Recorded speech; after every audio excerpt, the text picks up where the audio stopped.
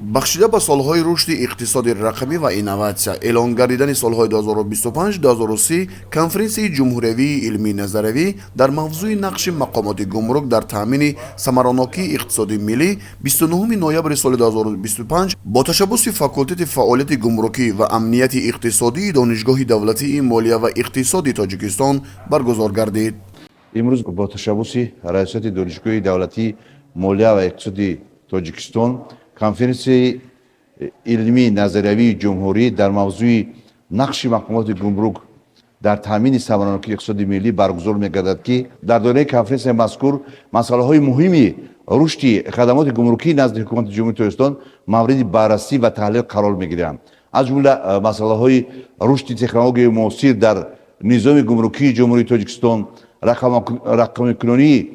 иқтисодиёт ва нақши он дар рушди содироти кишвар, масъалаҳои танзими тарифи гумрукӣ ва ғайритарифии фаъолияти иқтисоди хориҷӣ мавриди таҳқиқ ва таҳлили ҳамаҷонибаи олимони соҳа қарор гирифта, пешниҳодҳои назаррас нисбат ба рушди хадамоти гумрукии ҷумҳурии тоҷикистон дар оянда пешниҳод карда мешаванд. дар конференсияи мазкур муовини якуми сардори хадамоти гумруки назди ҳукумати ҷумҳурии тоҷикистон, генерал-майёри хадамоти гумрук Турсунзода Азимҳайдар, сардори донишкадаи такмилии ихтисоси ин хадамот полковники хадамоти гумрук Ҷурабекзода Эраҷ Тоҷиддин ва устодони муассисаҳои таҳсилоти олии касбии ҷумҳурӣ ки дар онҳо мутахассисони соҳаи гумрук омода карда мешаванд, иштирок ва суханронӣ намуданд.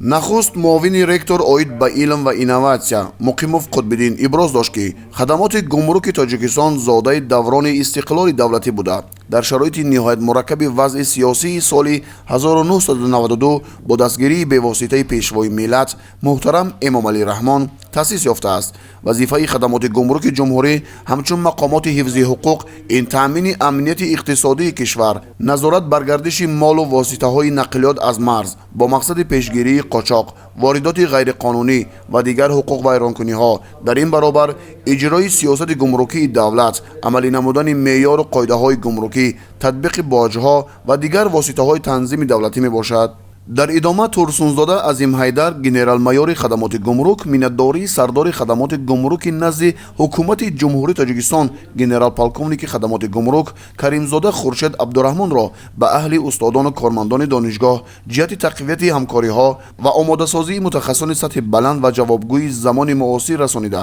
дар бораи ислоҳоти соҳа, махзани электронии санадҳои меъёрии ҳуқуқӣ дар соҳаи фаъолияти гумрукӣ сухан ронд. ба андешаи мавсуф махзани электронӣ дар роҳи соддагардонидани расмиёти савдо, кам кардани монеаҳо, рушди тиҷорат, таъмини амнияти иқтисодии мамлакат ва рушди ҳукумати электронӣ дар Тоҷикистон қадами муассир гузоштааст. дар идомаи суҳбат генерал-майёри хадамоти гумрук Турсунзода Азим афзуд ки система барои суръатбахшии ба расмият дарории гумрукӣ тавассути автоматкунонӣ ва соддагардонии расмиёти гумрукӣ нигаронида шуда, бо ин роҳ кам кардани хароҷоти маъмурии иштирокчиёни фаъолияти иқтисодии хориҷӣ ва мақомоти давлатиро таъмин менамояд. ҳамчунин системаи мазкур ба ғанӣ гардидани бюҷети давлатӣ тавассути ҷамъоварии дурусти пардохтҳои гумрукӣ мусоидат менамояд. дар идома профессори донишгоҳи давлатии тиҷорати Тоҷикистон Раҷаб Раҷабов дар мавзӯи парадигмаи истифодаи технологияҳои рақамии назорати гумрукии молҳо ва воситаҳои нақлиёт дар Тоҷикистон баромад намуда қайд кард ки